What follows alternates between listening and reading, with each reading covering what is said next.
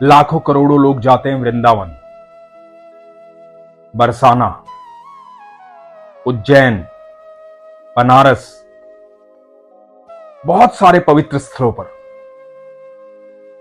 लेकिन क्या भगवान के दर्शन करने से जीवन बदल सकता है? क्या इस तरह से मंदिरों में जाने से आपके जीवन में बदलाव हो सकते हैं? क्या यदि भगवान साक्षात आपको मिल जाए तो भगवान के मिलने से आपका जीवन बदल सकता है? कई बार ये बात मन में आती होगी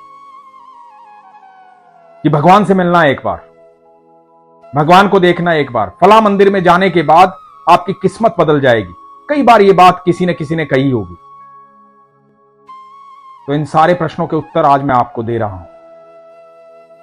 बड़े ध्यान से सुनिएगा, उसके बाद निर्णय लीजिएगा। हरे कृष्ण दोस्तों, मैं हूं अनुज शर्मा। हम बार बार सोचते हैं इस बात को, भगवान दिखते कैसे हैं, भगवान होते कैसे हैं। एक बार भगवान से मिलने या फला मंदिर में चले जाएं, वहां जाकर के किस्मत बदल जाएगी। तो दोस्तों, मैं आपकी जानकारी के लिए बता दूं, सबसे ज्यादा भगवान के दर्शन जो हैं वो दुर्योधन ने किए थे। दुर्योधन भगवान को बचपन से देखता आ रहा था, बार बार देखा,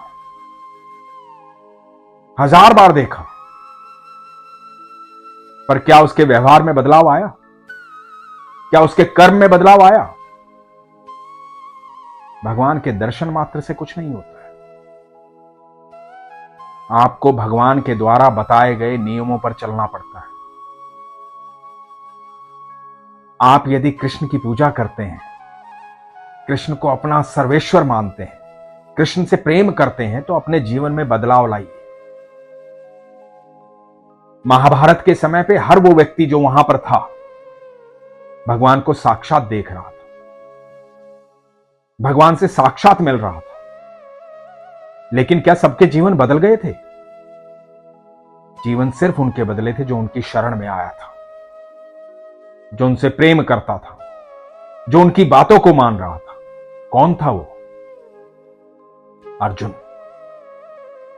जब महाभारत का युद्ध शुरू होने वाला था, अर्जुन घबराया हुआ था, डरा हुआ था।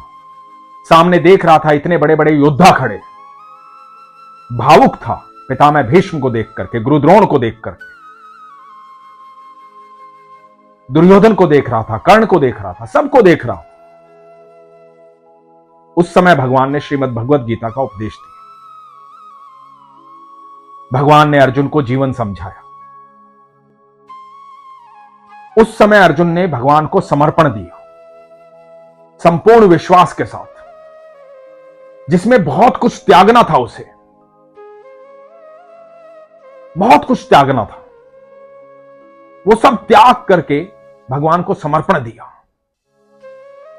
जिस दिन त्याग की वो क्षमता आपके अंदर होगी, जिस दिन प्रेम की वो भावना आपके अंदर होगी, जिस दिन विश्वास इतना प्रगाढ़ हो जाएगा कि आप अपना सर्वेश्वर ईश्वर को मान लेंगे और ये जान लेंगे कि मुझे बस इनकी शरण में रहना है, तो आप यकीन मानना, आप पल प्रतिपल भगवान के दर्शन कर पाएंगे। आप हर क्षण उनकी अनुभूति कर पाएंगे।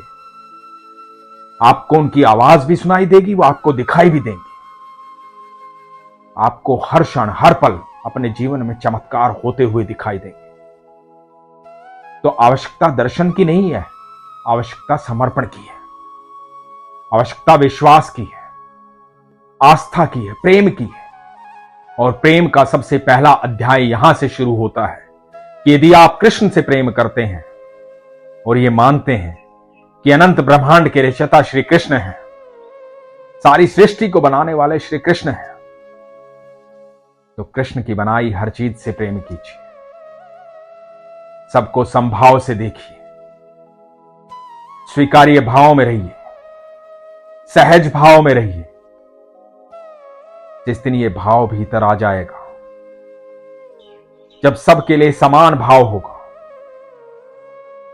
जब आपको धर्म और अधर्म में फर्क दिखाई देने लगेगा, ईश्वर आपके सारथी होंगे और जिस तरह से वो चाहते होंगे, जैसे वो चाहते होंगे, जिस मार्ग पर चाहते होंगे आपको चलना चाहिए, आपको अपने आप ले जाएंगे। आपके जीवन में अपने आप अकल्पनीय चमत्कार होंगे। इसलिए आज के बाद बस भगवान की शरण में रहिए, उन पर विश्वास कीजिए। आपको लगता है कि आपका विश्वास सच्चा है, आपकी आस्था सच्ची है, आपका प्रेम सच्चा है, तो निश्चिंत हो जाइए।